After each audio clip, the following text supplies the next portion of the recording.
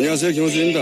어제 괴 비행체가 군사분계선을 넘나들었다고 합니다. 지난 10여 년간 북한 소식은 모두 부정적인 뉴스였습니다. 세계 유일 분단 국가가 통일되어야 한다는 생각 그 자체가 과거보다 많이 약해졌습니다. 이제 각자 체제 유지하며 이 상태를 그냥 유지해야 한다 하는 말들도 많이 합니다. 제 생각은 그렇습니다. 파리, 북경, 서울 물리적으로 다 같은 땅 위에 있죠. 서울에서 파리까지 운전에 가는 게 가능은 합니다. 하지만 우리 머릿속에서는 그 땅은 끊어져 있습니다. 머릿속에서 땅이 끊어진 덕분에 우리 머릿속에서 세계는 우리와 떨어져 있고 세계는 저 멀리 바깥에 있죠. 그렇게 나와 세계는 연결되어 있지 않습니다. 물리적 조건은 정신을 한계 있습니다. 태평양 섬 원주민들이 처음 보는 백인을 신으로밖에 여길 수 없었던 건 그들의 평균 지능이 다른 지역보다 더 떨어져서가 아니죠. 서울역에서 기차 타고 평양, 북경, 모스크바 지나 파리까지 그 상상의 단절이 없어져야 한다. 중고생들이 여름방학이면 이 대륙의 땅끝까지 횡단하는 꿈을 꿀 수 있어야 한다.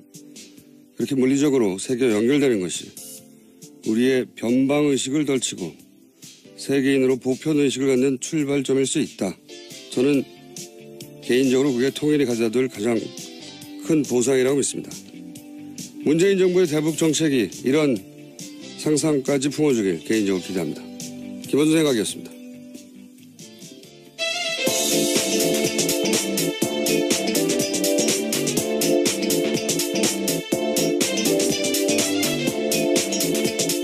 시사인의 김은지입니다.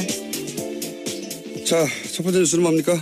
네, 문재인 대통령이 어제 추도사를 통해서 노무현 전 대통령의 꿈을 다시 시작하겠다라고 선언했습니다. 반칙과 특권이 없고 상식과 원칙이 통하는 정상적인 나라를 만들겠다고 다짐했는데요. 뿐만 아니라 모든 국민의 대통령이 되겠다면서 노무현 정부를 뛰어넘는 완전히 새로운 대한민국을 꿈꾸겠다고 말했습니다. 추도식에서 나왔던 이야기 중에 가장 많은 사람들이 인상적이었다고 하는 대목 저희가 직접 한번 들어보겠습니다. 8년의 세월이 흘렀는데도 이렇게 변함없이 노무현 대통령과 함께 해주셔서 뭐라고 감사 말씀드릴지 모르겠습니다. 제가 대선 때 했던 약속, 오늘 이 추도식에 대통령으로 참석하겠다고 한 약속을 지킬 수 있게 해주신 것에 대해서도 깊이 감사드립니다. 노무현 대통령님, 당신이 그립습니다. 보고 싶습니다. 하지만 저는 앞으로 임기 동안 대통령님을 가슴에만 간직하겠습니다. 현직 대통령으로서 이 자리에 참석하는 것은 오늘이 마지막일 것입니다. 이제 당신을 온전히 국민께 돌려드립니다. 현직 대통령으로 추도식 참석은 오늘이 마지막이다. 네, 그렇죠. 앞으로 4년 동안은 참석을 못한다라는 이야기를 한 건데요. 성공하고 다시 오겠다고. 거의 5년입니다. 며칠 안 지났기 때문에 예. 4년이 아니고 아직. 죄송합니다. 죄송까지야. 예. 이것보다 비장한 방식으로 다짐이 있을 수 있나. 예. 대통령으로는 이제 안 오겠다는 거 아닙니까, 여기에? 예. 그렇죠. 이 대목이 굉장히 인상적이었던 사람도 많았고요.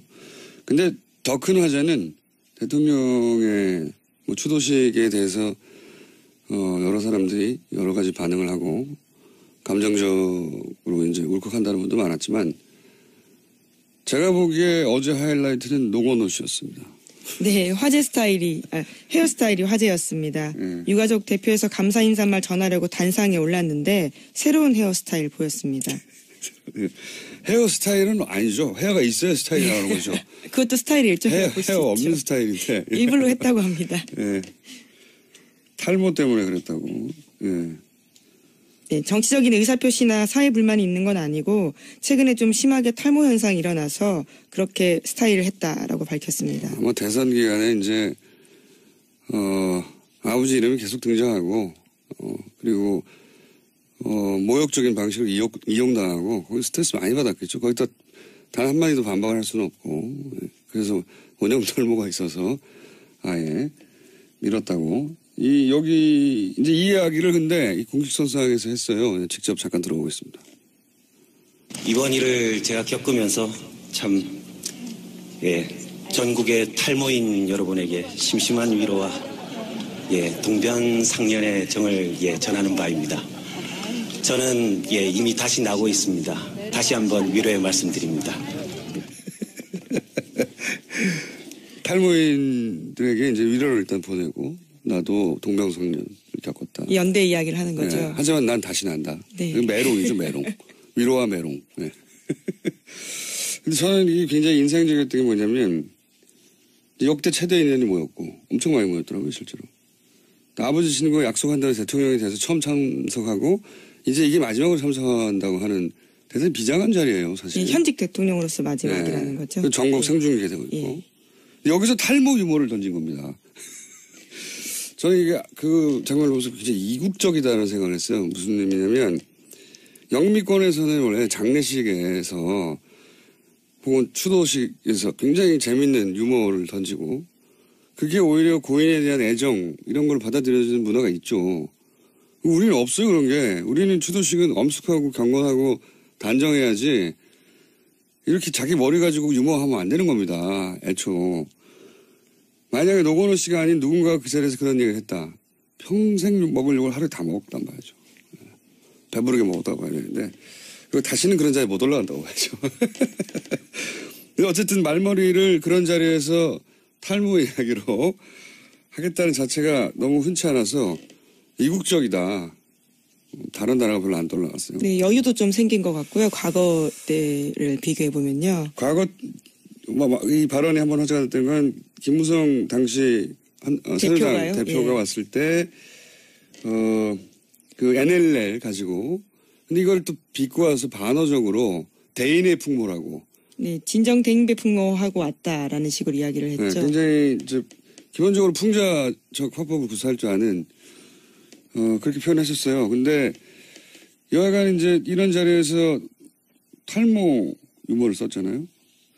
이거는 기본적으로 나는 뭐 누구한테 덕볼 생각도 없고 눈치 볼 생각도 없고 그런 배짱이나 감각이 기본적으로 있어야지 이럴 수 있는 건데 우리나라에 굉장히 고려할 게 많잖아요. 눈치 볼 것도 많고 지킬 것도 너무 많고 이러기가 어렵습니다. 아주. 그래서 이런 장면이 잘 안 나오는 거라서 저는 이국적이라고 생각했어요. 이국적이고 이런 거는 이제 저 같은 근본이 없는 뜬금없는 고백을 이렇게 잡놈 이런 사람 좀 돼야지 이렇게 막 던지면서 사는 거거든요. 뭐 어때? 이러면서 웃기는 게 좋은 거잖아 라고. 그래서 한편으로는 같은 과인 것 같아서 반갑기도 하고요. 저는 개인적으로 만나본 적은 없습니다만 또 한편으로는 아버지를 묘한 지점에 닮았어요.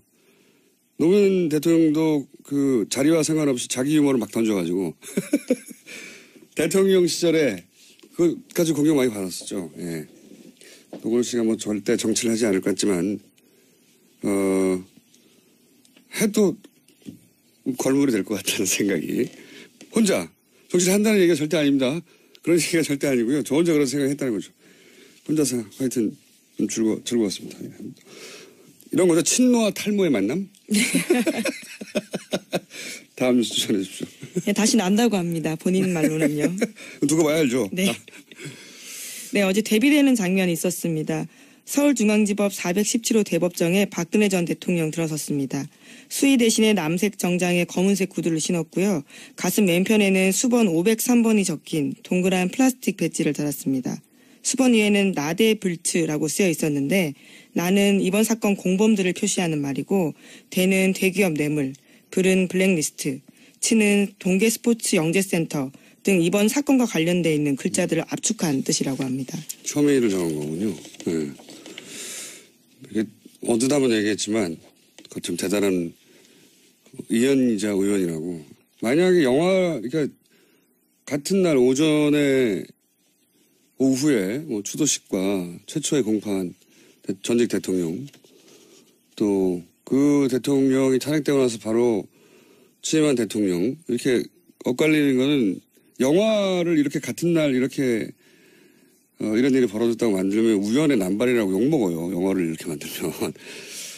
이거는 일부러 이렇게 더 쉽지 않은 일인데 우선 박근혜 전 대통령과 관련한 가장 인상적인 장면은 수갑을 드러낸 장면이었어요. 네, 출석할 때 그렇게 원래 했죠. 마음이 잘 안 드러나는 표정이잖아요.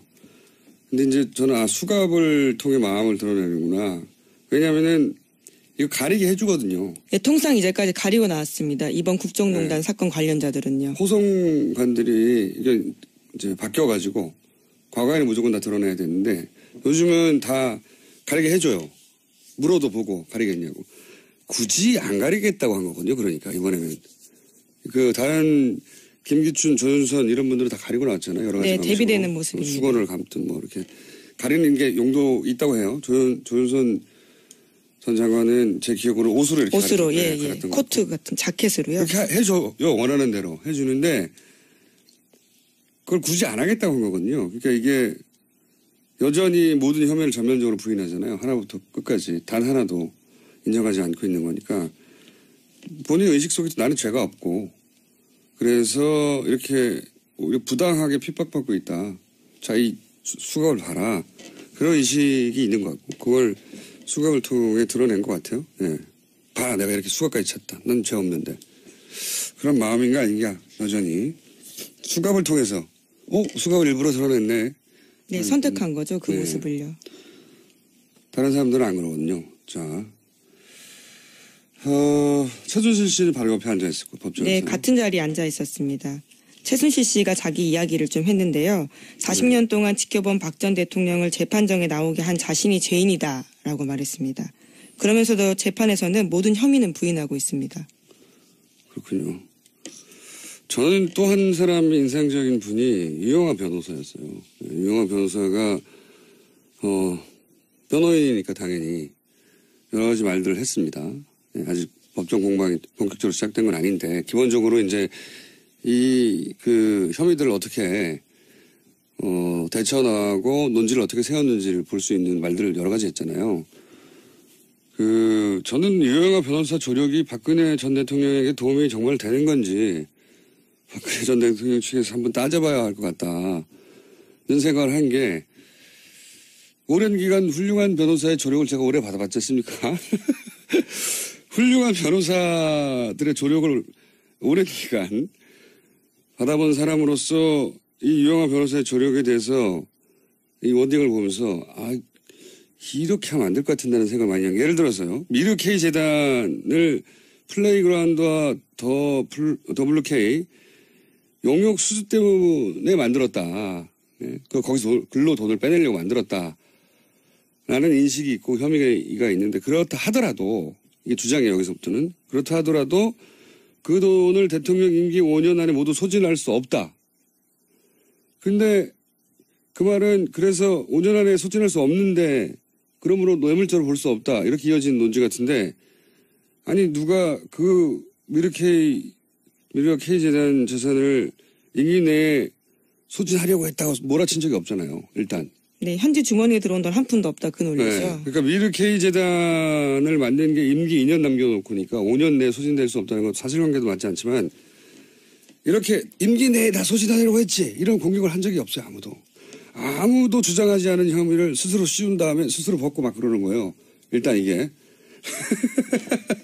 아무도 그런 주장 안 했는데 다른 변명을 하고 있는 거죠. 그렇죠. 네. 그리고 임기 중에 다 못 쓴다는 게 뇌물이 아니라는 무슨 반증이 안 되는 거거든요. 뇌물을 받아서 다 못 쓰면 뇌물이 안 된다는 법리가 있나요? 저는 이 논리가 너무 이상하고 저같이 법을 모르는 사람한테도.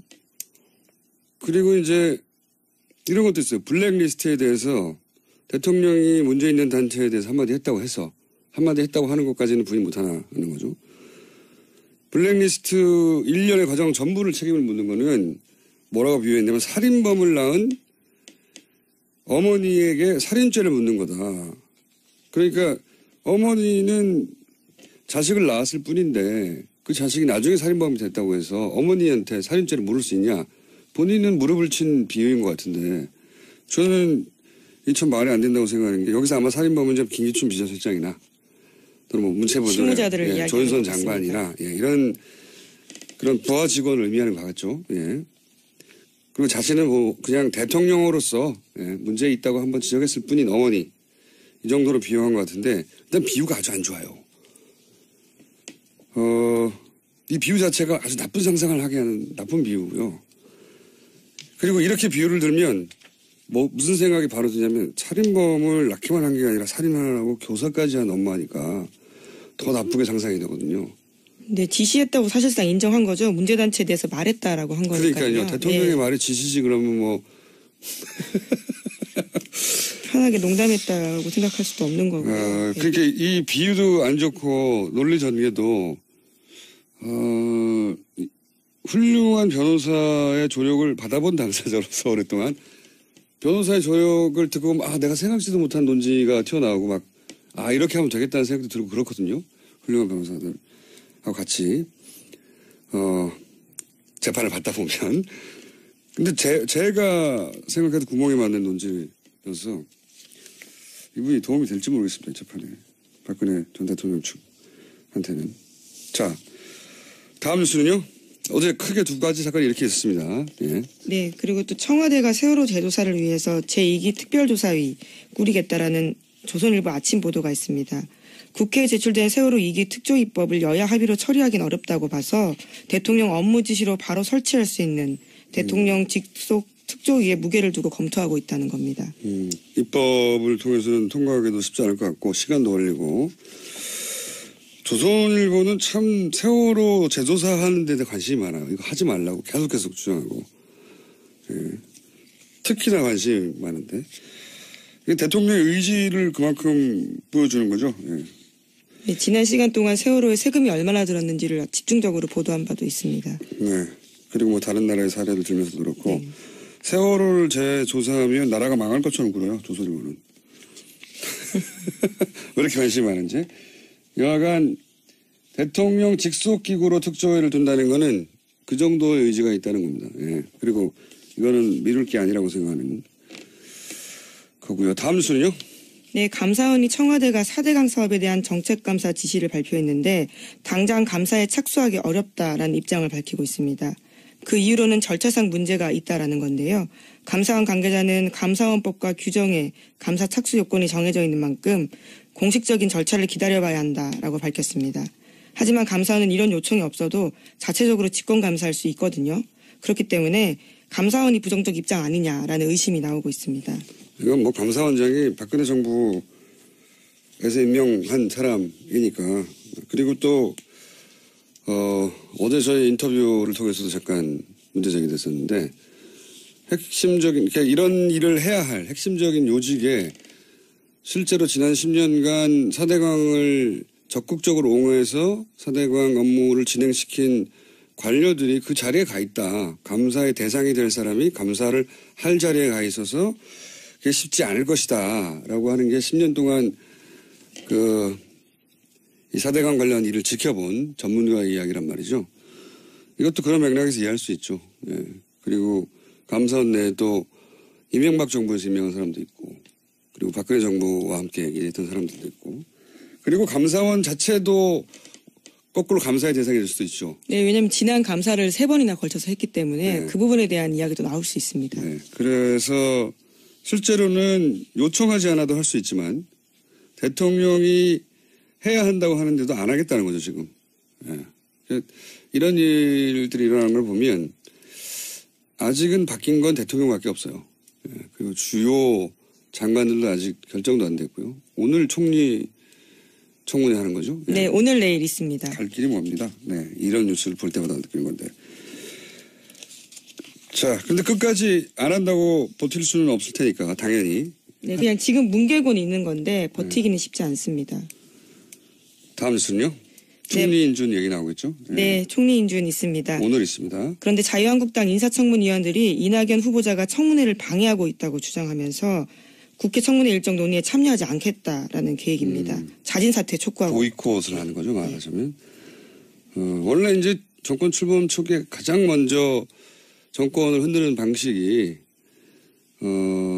강요들, 구성할 때 이런 청문회 때 한두 명 낙마시켜가지고 그래서 이제 대선 패배 후유증도 좀 달래고 힘이 빠진 지지자들도 좀 결속시키고 그렇게 하죠. 그렇게 하고. 근데 이번에는 그게 좀 제가 보기엔 어렵다고 보니까 보이콧 얘기하지만 청문위원이 총 13명인데 자유한국당이 5명밖에 안 되거든요. 전원 다 보이콧해도 청문회는 그냥 정상적으로 열립니다. 그러니까 이런 주장들을 막 해야 되는데 상대 정당 혹은 이 후보에 대해서. 근데 이런 공격을 할 자리에 아무도 참석을 안 하면 그냥 통과되는 거예요. 안타깝게도 자유한국당 입장에서는. 그래서 보이콧 안 할 거라고 봅니다. 저는 보이콧 한다는 말을 하는 거죠. 네, 물론 표결 절차도 남아있긴 한데요. 과반 출석의 과반 표결이기 때문에 네. 현재 국회 지형상 그렇게 어렵진 않아 보입니다. 왜냐하면 바른정당이나 국민의당은 여하간 청문회 참여해서 따지겠다고 하는 거란 말이죠. 이렇게 되면 자유한국당이 보이콧을 하는 게 정치적 의미가 없어지는 거죠. 그냥 자기들만 없는 겁니다. 그래서 이게 입지가 굉장히 좁아진 상태다. 자유한국당이.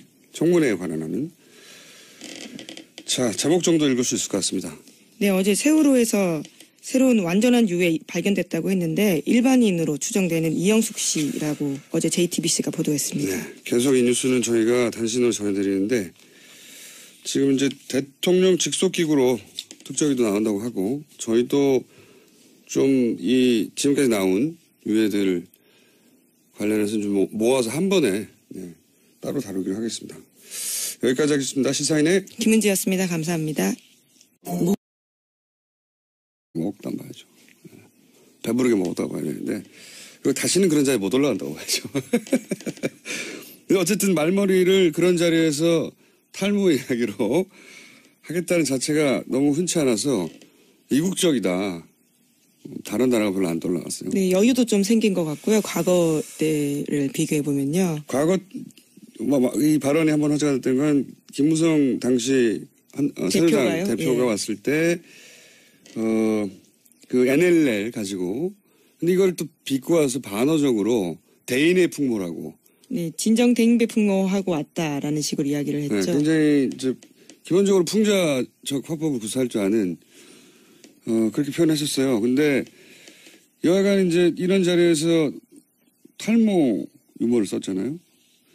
이거는 기본적으로 나는 뭐 누구한테 덕볼 생각도 없고 눈치 볼 생각도 없고 그런 배짱이나 감각이 기본적으로 있어야지 이럴 수 있는 건데 우리나라에 굉장히 고려할 게 많잖아요.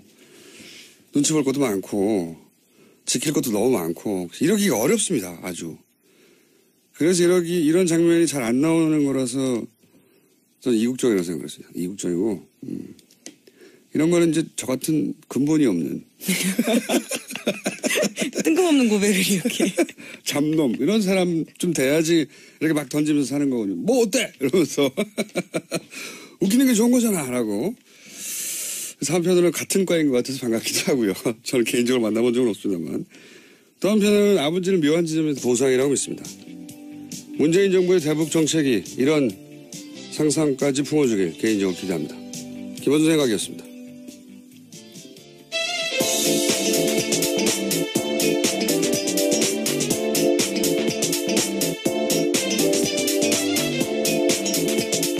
시사인의 김은지입니다. 자, 첫 번째 뉴스는 뭡니까? 네, 문재인 대통령이 어제 추도사를 통해서 노무현 전 대통령의 꿈을 다시 시작하겠다라고 선언했습니다. 반칙과 특권이 없고 상식과 원칙이 통하는 정상적인 나라를 만들겠다고 다짐했는데요.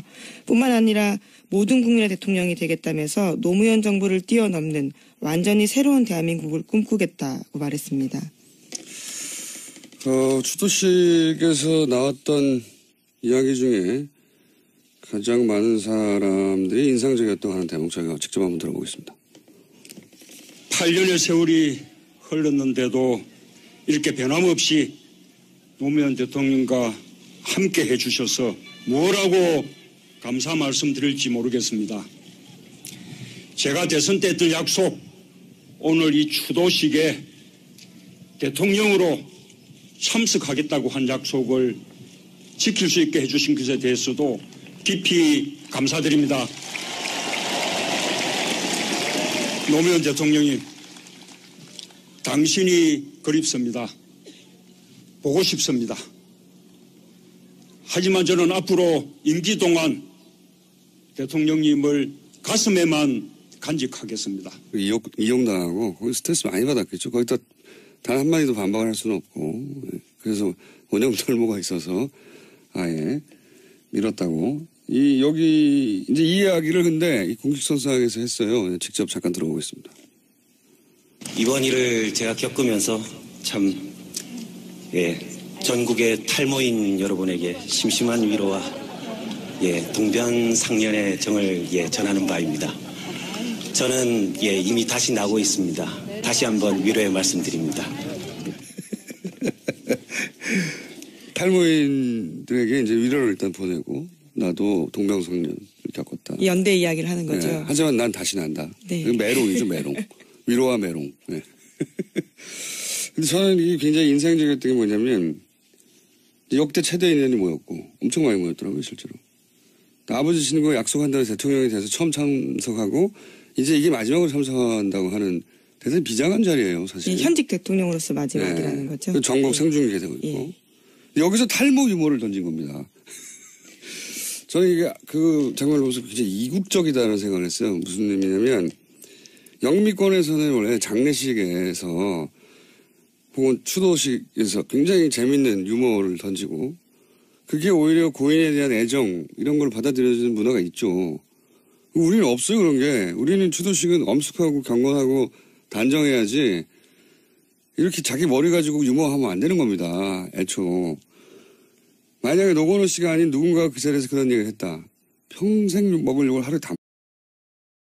안녕하세요, 김호준입니다. 어제 괴 비행체가 군사분계선을 넘나들었다고 합니다. 지난 10여 년간 북한 소식은 모두 부정적인 뉴스였습니다.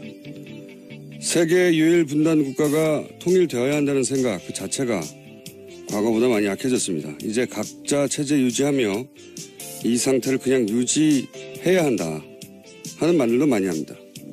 제 생각은 그렇습니다. 파리, 북경, 서울 물리적으로 다 같은 땅 위에 있죠. 서울에서 파리까지 운전해 가는 게 가능은 합니다. 하지만 우리 머릿속에서는 그 땅은 끊어져 있습니다. 머릿속에서 땅이 끊어진 덕분에 우리 머릿속에서 세계는 우리와 떨어져 있고 세계는 저 멀리 바깥에 있죠. 그렇게 나와 세계는 연결되어 있지 않습니다. 물리적 조건은 정신을 한계 짓습니다. 태평양 섬 원주민들이 처음 보는 백인을 신으로밖에 여길 수 없었던 건 그들의 평균 지능이 다른 지역보다 더 떨어져서가 아니죠. 서울역에서 기차 타고 평양, 북경, 모스크바 지나 파리까지 그 상상의 단절이 없어져야 한다. 중고생들이 여름방학이면 이 대륙의 땅끝까지 횡단하는 꿈을 꿀 수 있어야 한다. 그렇게 물리적으로 세계와 연결되는 것이 우리의 변방의식을 덜치고 세계인으로 보편의식을 갖는 출발점일 수 있다.